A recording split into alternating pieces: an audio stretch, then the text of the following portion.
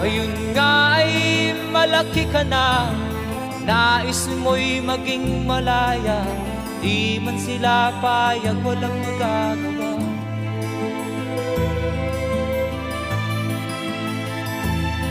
Ikaw nga ay biglang nagbago, naging matigas ang iyong ulo, at ang payo nila'y sinuway mo.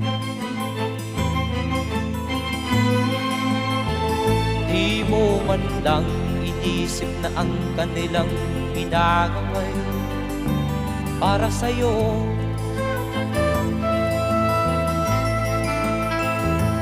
Kat ang nais mo'y masunod ang layaw mo, di mo sila pinapansin.